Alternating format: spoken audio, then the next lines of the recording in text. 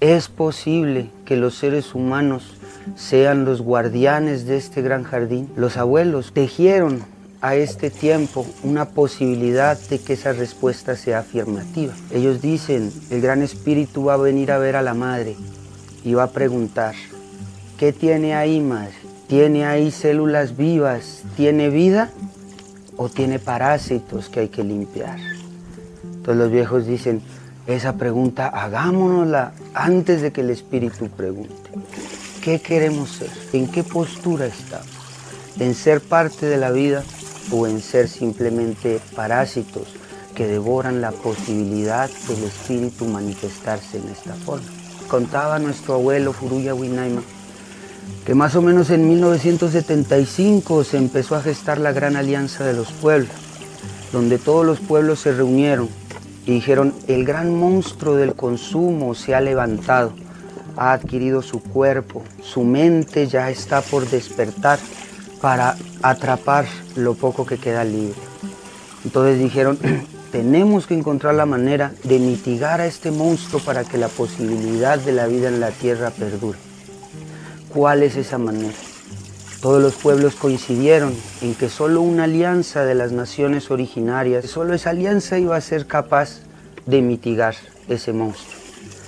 No obstante, contaba el abuelo que llegado un momento, recogiendo esas historias de origen, encontraron una historia muy clara, donde decía que aunque todos los abuelos, que aunque todos los sabedores hicieran esta alianza, no iba a ser posible mitigar esa desenfrenada depredación del monstruo del consumo que devora no solamente a través de la minería, no solamente a través de la destrucción de los bosques, no solamente a través del petróleo, sino que devora a través de una idea que se instaura dentro del ser humano, que empieza a consumir a sus hermanos, a su familia, a su pareja, que empieza a depredarlo todo, que empieza a meter ese gusanito del egoísmo, de la separación, en un puesto de control. Entonces los viejos dijeron,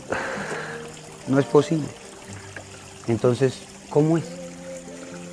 Y ahí aparece esa historia que dice que la única forma de que eso sea viable es que si aquellos que perdieron su memoria, aquellos que son huérfanos de su propia historia, ¿sí?, despiertan y se hacen parte de la alianza.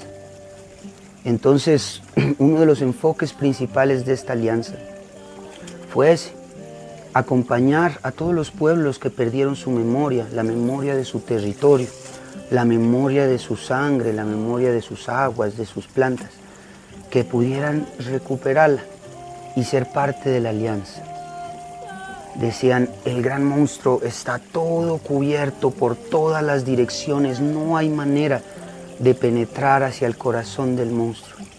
La única manera es que nosotros, decían los abuelos, aparezcamos ahí, al centro de ese gran templo del consumismo. Y se dieron cuenta que a través de la mezcla de las sangres, de la mezcla de las memorias,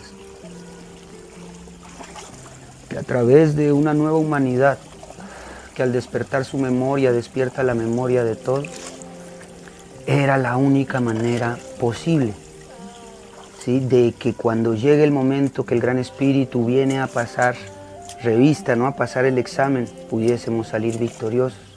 Porque el viejo era bien claro. Él decía, la madre no está amenazada. La madre, si quiere, en 10 minutos arrasa con todo lo que el humano ha creado.